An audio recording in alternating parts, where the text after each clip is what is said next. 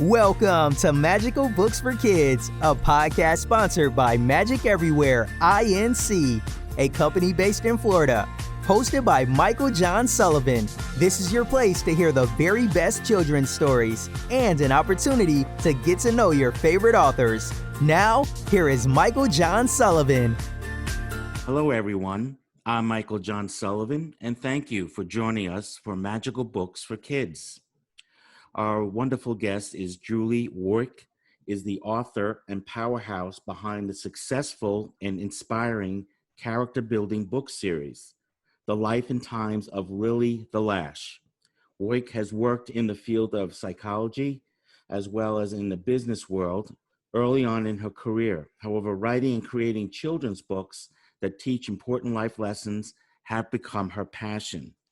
The books, however, are just one piece of the Lily the Lash puzzle. Julie has developed a rather unique podcast program in which her main character is the host.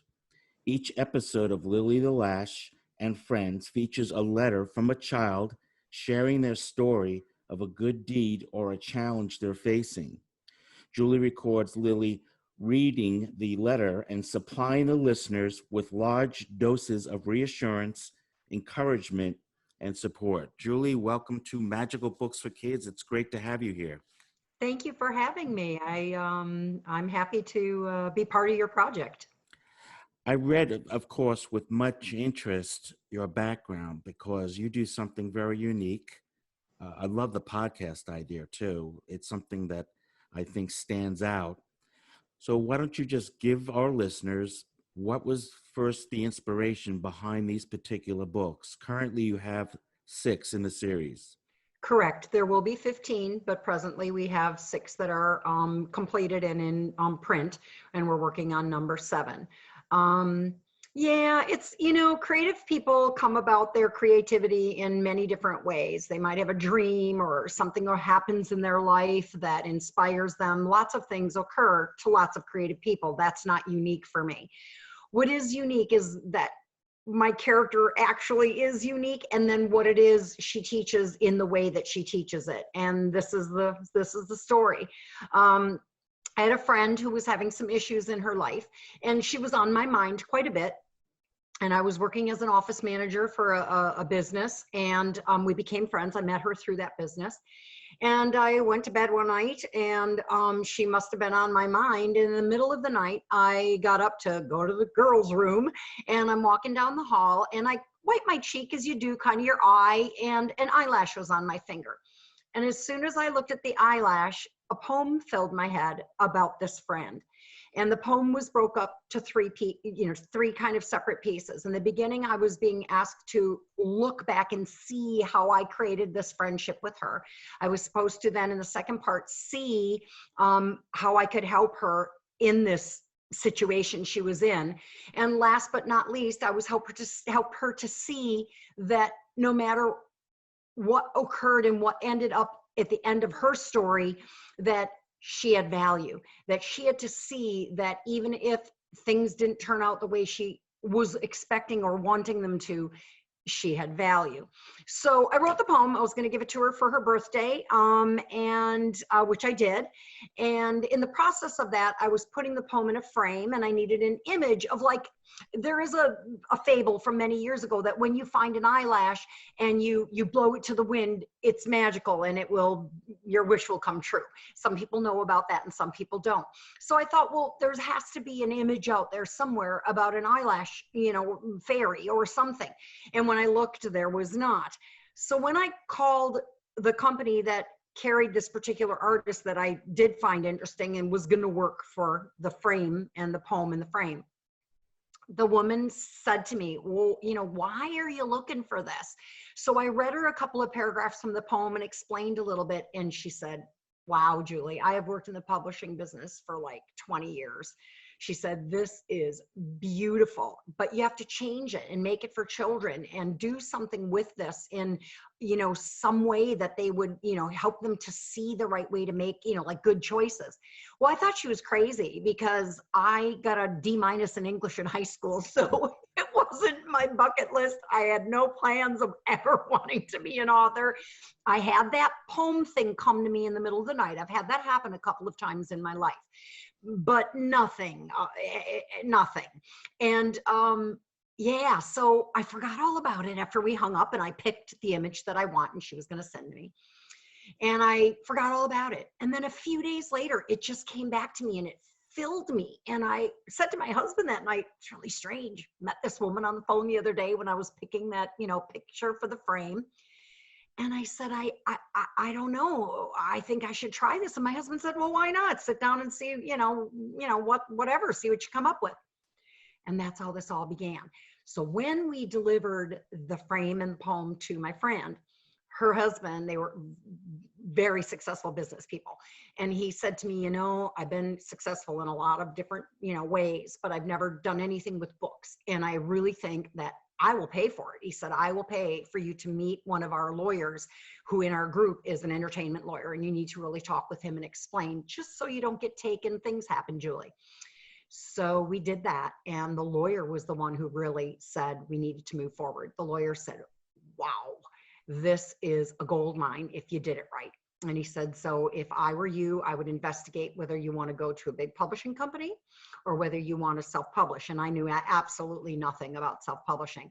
And he said, if you do decide to self-publish, don't come back to me tomorrow and tell me that's your decision, because you know nothing.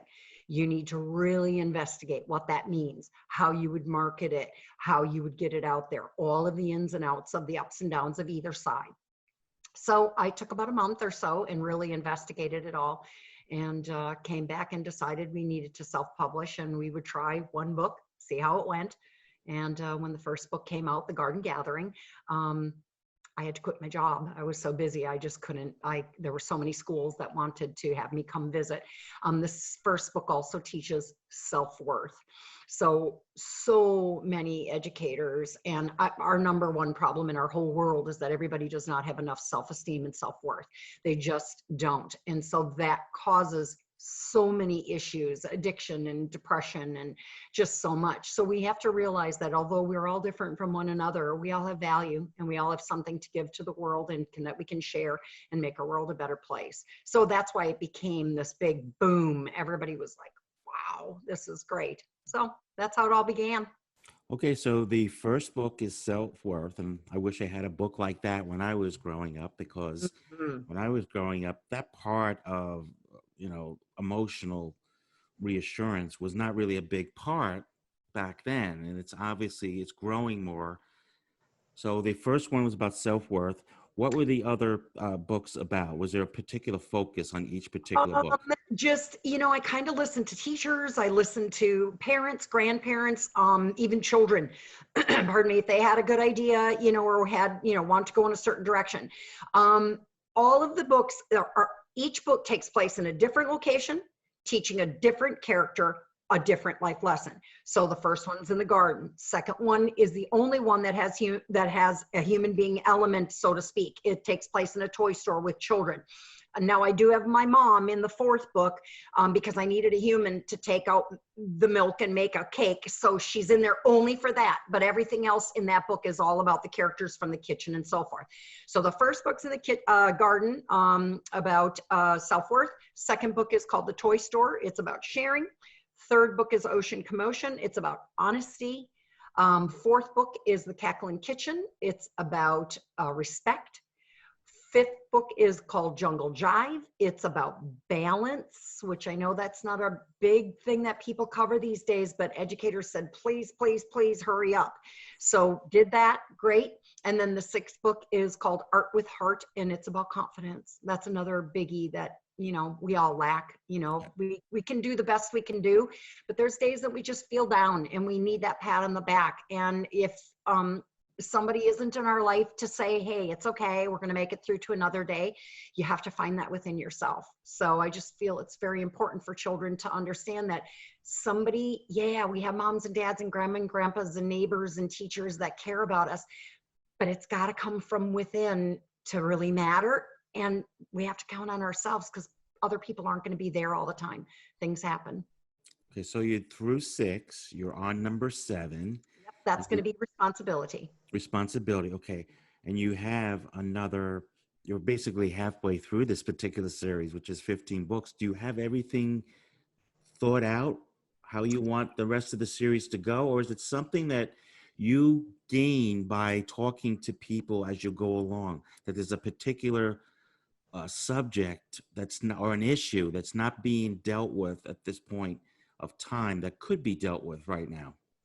Absolutely. I have sort of some ideas of where the locations are going to be and what those characters could be teaching. One of them is a hospital setting. It's about empathy. That's another thing that I think we're lacking as a society, that, we need to understand that somebody may be sick, or they don't have the same lifestyle we do, or they didn't come up with the same upbringing. And so their story is different, and we need to have that empathy there. And that's, again, a big word to try to explain to children, but it's absolutely in the school systems, and they are wanting it. So I'm really listening to educators and parents of what they want. And then the children will come up with, like, I don't even know how I would do this, but I had a little boy in third grade from Wisconsin come up to me one day at a presentation that was at the school. And afterwards, he came up to me, and the principal, the librarian, and like 2 or 3 teachers were standing there, and he came up. And the fact that apparently this boy was very quiet, very smart, but very quiet, never raised even his hand. He just was a sit in the back seat kind of the thing. And he came up to all of us and he said, "Oh, Miss Woik, can I say something? I have a suggestion. Why don't you do a book in like where Lily is inside the body?" And I said, inside the body, how would that work? What would that be about? And he said, well, like, when there could be a stomach ache because like the child is maybe being bullied or doesn't, want to go to school because, he doesn't feel comfortable there. And then, Lily gets the other body parts to help out. I mean, the principal and everyone was just looking at each other, and we just couldn't believe it. Because again, this child was a bit on the quieter side, but that he had thought through what was going on, and what a clever idea. And I know for a fact that when I was in probably even older, 7th, 8th grade, when I was, being teased or whatever, Mom, I'm sick, I got to stay home. Yeah. I've got a headache or stomach ache. So what child doesn't, lots of children experience that. Many children experience that. So just clever. So I'm listening to the children too. What do they have to say, and what are they looking for in a book? Yeah, it's amazing what children can actually teach us because they're actually going through it. And you mentioned that he was quiet, one of the back of classroom sitting. And that was me for sure, especially in grade school. I opened up a little in high school, but then college is when I just said, you know what, I'm going for this. I'm not going to worry about what everybody's thinking about me. But that's, you're reaching and you're resonating and you're making an impact on a level that is so important to children today because of social media, the way we're such a compressed world now on everything. And when a child comes up to you and tells you that, that means you've hit a home run in that sense. Have you been getting, when you go out and you talk, do you get a level of energy you feel by speaking to speaking to classrooms and everything? Well, I'm a pretty high energy kind of gal anyway. I'm pretty animated in my delivery and so forth. I do read the book and so forth, but it's all up on a PowerPoint. It's all on screen. So the images are moving and things are rotating and turning. And so I speak to the whole school. I don't just come and speak to 3rd or 4th grade or 1st and 2nd. I go all the way from pre-K to 5th grade. So different PowerPoint things, not as long for the little ones, but my energy is really, coming across where, the growing and thinks he's too small, to explain to the little ones so that they really understand and get what we're looking at on the screen. The kids are just awesome. And even I have found that from doing in-house school visits versus Zoom visits, Zoom's different. Here's my house, here's my, bedroom, here's our little library, my desk's back here and stuff. So when on Zoom, children are a bit different. They ask things like, well, where do you live? And do you like where you live? And, you know, are there animals there? Because I live on Lost Forest Road. So it's like they love, you know, it's a different, more personal thing on a Zoom than even at, you know, at the indirect or at the direct communication we're having in the school. So they're just different. And then recently I've created a video that's an author visit video. So now you can't afford or don't have the ability for sure right now with COVID to have me in the school. You don't want to do Zoom, you're too busy, got other things going on, but you want the children to learn a lesson and having to do with the book. So it turns out to be 16-minute video, and I'm on it, and I start out by talking to the children, then I explain about my character, I explain what the lesson is in that book, I read the story. At the end of it, we come back and I'm back on and I'm explaining what we just learned. Then we talk about why you read. What is the importance to reading? Who cares? Why should we be reading? What does it do for you? So it's this really cute character I created, Brilly Brain, and he helps everybody understand what the scoop is. And then, so I'm on there, I'm making that visual connection with them on the video, pardon me, but it's a 16-minute video for $5 that they can pay to have on, and educators can use it for all their school, you know, and so forth. So there's various options to have me come as an author visit, excuse me, to come as an author visit. Sure. Do you think that, of course, with COVID, everything has changed regarding meeting people in person and everything, and now, you know, I'm getting used to this Zoom thing, and you know, sometimes the whole technical part is always confusing to me as well. But you mentioned that it seems to be a little bit more personal by using Zoom. Really surprised by that, Yeah. Michael. I was so surprised by that. But it was like, yeah, I don't know if they just felt, maybe because when I'm at the school, it is more structured.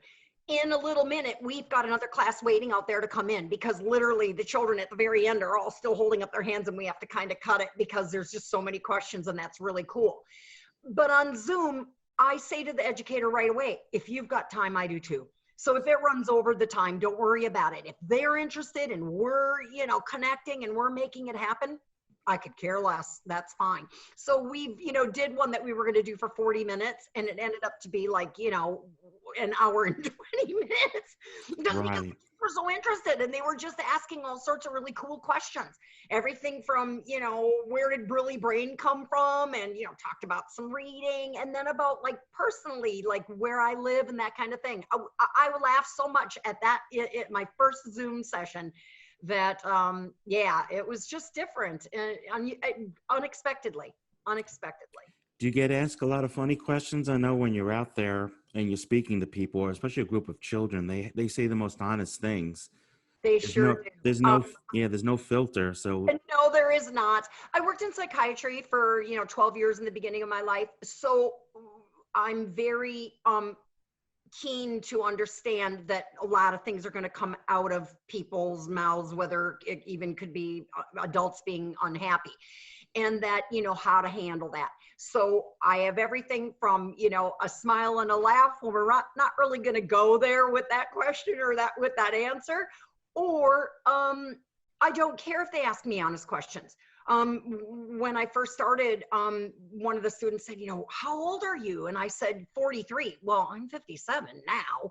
So 43. And they all went, like, oh my God. And and so the educator was in the back going, oh my God, you could tell she was mortified. And I said, hey, I don't care at all.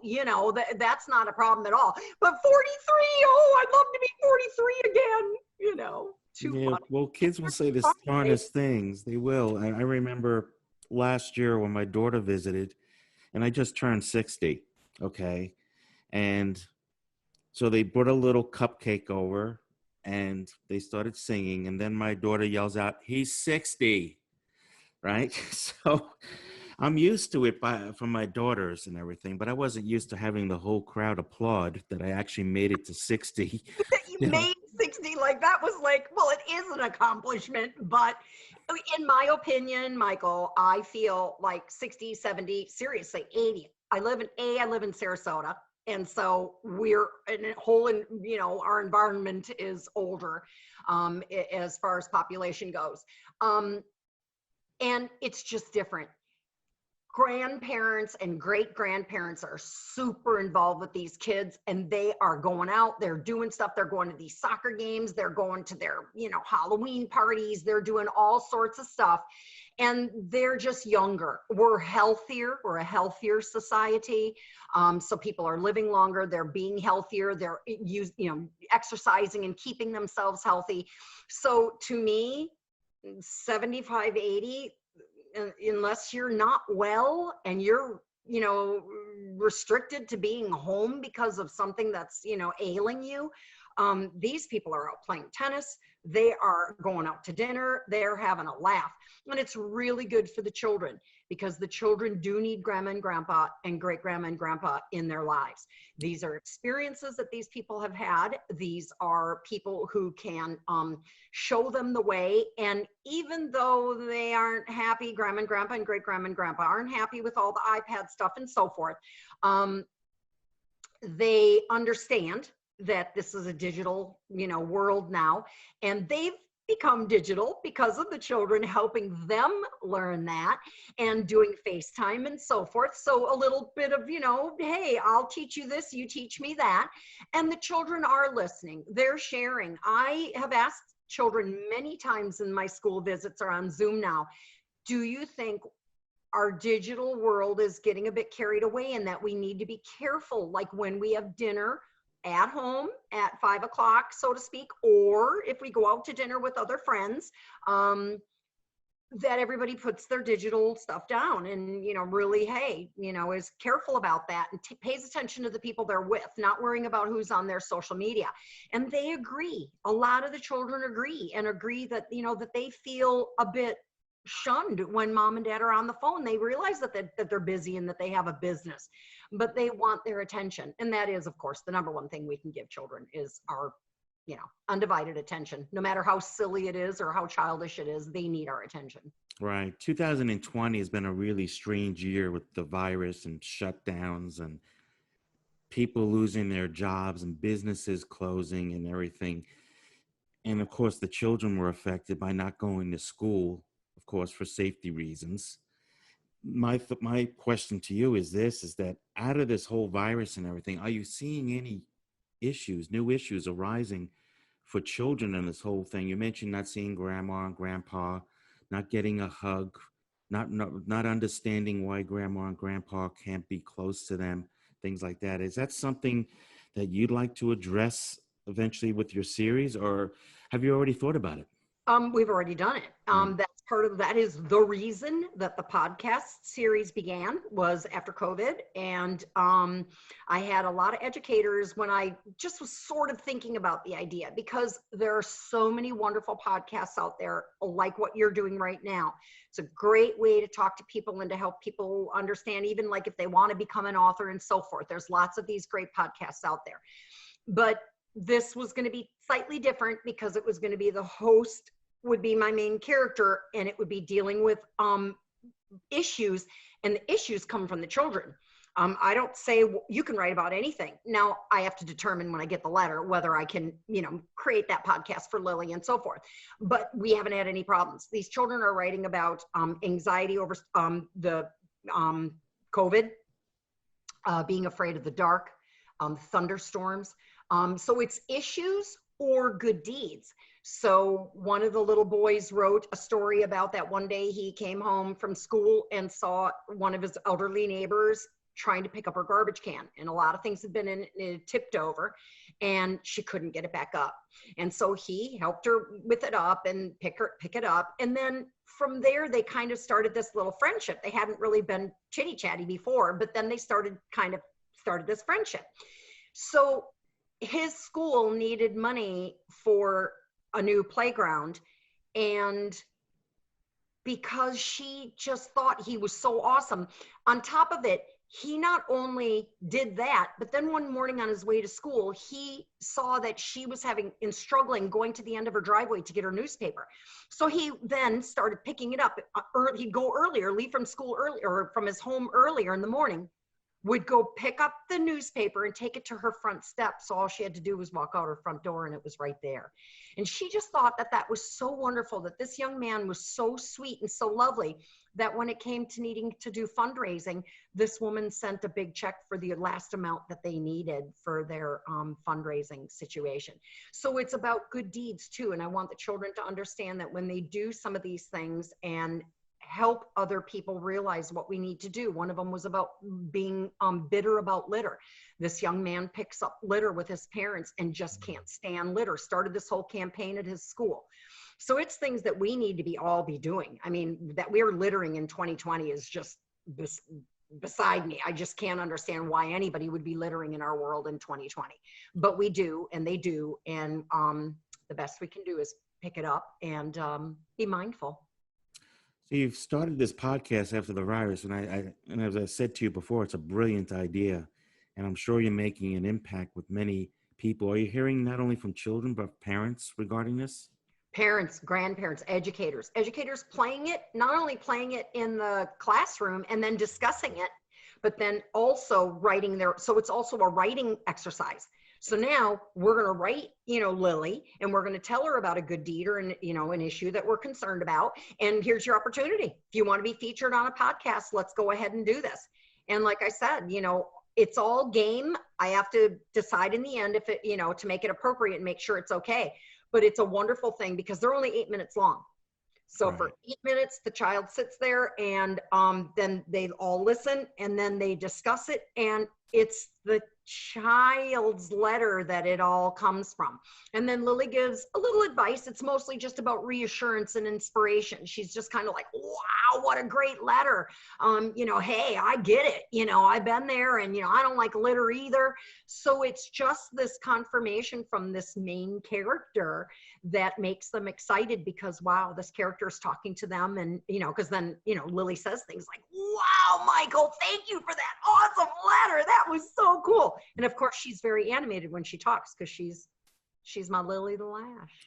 I know, and I can tell just from your energy in the podcast that it must be 10 times that when you do a podcast as well.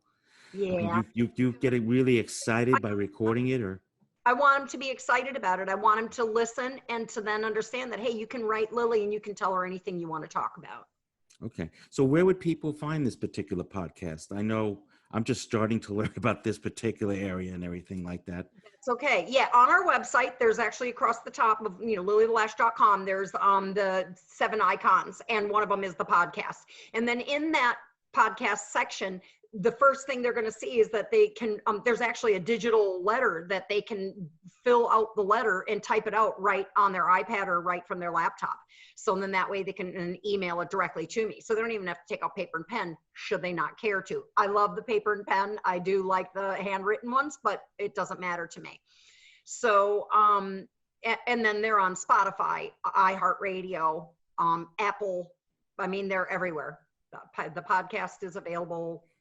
Lots of locations. Right. All they got to put in the queue, right, for search is Lily the Lash, right? And I would assume that comes right up. Lily the Lash podcast or Lily the Lash and Friends, because of course the friends are the children writing the stories and listeners. Okay. Since I'm a big believer in reassurance and positive thinking, which is why I try to stay away from social media as much as possible. What would you say to children that are having anxiety today with every day we see the statistics on TV, so many are infected, so many are hospitalized. It's a really tough time to be a child and to grow up and to see it inundated with us, whether it's on social media or on TV, radio. It's so prevalent and it's in our minds. So I was just wondering, what kind of a message would you give to parents and children that are just, which we know are having great deal of difficulties dealing with this? Well, talking about it, of course, is the first thing. If children have these issues and they're worried, and that's happened, in the past through news, just on the television before all the social media, children be concerned about war or, different things happening or, bombings in other countries and just things like that. So speaking to them and asking them questions and asking them what they're concerned about. And then we can do little exercises. We can literally go take a walk and go walk around the park or the neighborhood. We can take some little bit of yoga exercises too, and just breathing and, in and out a couple times, and just really learning to settle down. There's fun things that I do and say, like even, having gum and then blowing that bubble and getting out that anxiety and letting it pop. They need to know that we're all experiencing it as well. We're not in their shoes. We are not in their shoes. We're not them. I'm not trying to replace their anxiety, but we do need to know that we're here to listen. And there's loads of people listening, not just mom and dad, not just grandma and grandpa, but they're educators and other people. Us authors are out there promoting positive behavior and feeling good and, being calm. So there's lots of avenues, and there's super many avenues that are free. So lots of things. All my podcasts are free. So they're on Teachers Pay Teachers website. They're on our website. They're on Spotify, all those places, and they're free. And people are listening to them again and again and again. And so that's a really good thing too, that they're actually, revisiting them over and over again, and having the children write, like maybe even like a little book report on that particular podcast on whatever the issue or the good deed was. Yeah, many children do learn by repetition. So that's great that it's available for free and people can go to it. Where would they find your books? You mentioned your website. Where would they find all your books and your podcasts? Well, they can start with our website, which is lillythelash.com, and Lily is spelled Lilly. So there's lots of different spellings of Lily. So it's LILLYTHELASH.com, lillythelash.com. The reason that they would want to at least go there, even if they buy it through Amazon or any of the other outlets that they can do, Etsy or anything, is because we offer a ton of free activities, educational activities, therapy activities. They're free. The lesson plans for educators start at pre-K and go all the way up to 5th grade. So we have 7 levels of lesson plans. Each book has their own and either deals with, it could be something with math, but usually it relies and comes back to the lesson that we're learning. It could be a word search, but the words will be words from the story that, again, somehow, tie back to the lesson. So if bullying is one of them, bullying is going to be in the word search type thing. There's a motivational board game. It's free. You can print it for free and tape it together, put it on the wall. It is 3 foot by 3 foot after you tape it together. And it's motivational. Children start at the bottom and they do things like, at home, they would be doing things like brushing their teeth, making their beds, cleaning their, rooms. At school, it would be things like proper hall behavior, cleaning the classroom, staying in a straight line from point A to point B. They move along. They get a small reward at the birdhouse, the watering can and wheelbarrow, and then they get a bigger reward when they get to the end at the moon. Super being used by educators. Lots of them with special needs children too, because they really need to know that they're making some, they're getting ahead, they're getting there, they're making good choices, and they're moving forward. So that visual, beautiful board game of, it comes from the first book, The Garden Gathering, all the characters from The Garden Gathering, is such a wonderful thing. And then we also have Sunny Signs. It's a free download, and it's a poster. And then Sunny the Sunflower has 26 petals, and you learn ABCs in sign language, and then you learn 26 words in sign language, and they're free. You can print Very clever, very clever. Well, Julie Woik, I would like to thank you so much for joining us on Magical Books for Kids. You're making certainly an impact, and thanks again for joining us. I'm sure parents and children will be flocking to your website and checking this all out. Thank you. Thank you so much, Michael, for having me. And thank you for what you do too. We're just trying to get, everybody to be feeling as good as they possibly can. And you're helping everybody do that. And you're making a wonderful impact. I'm Michael John Sullivan. Thank you for joining us for Magical Books for Kids. Please join us next week for another podcast. Thank you for listening to Magical Books for Kids, a podcast sponsored by Magic Everywhere, INC, a company based in Florida, hosted by Michael John Sullivan. This is your place to hear the very best children's stories and an opportunity to get to know your favorite authors. Join us for another fun storytelling podcast next week.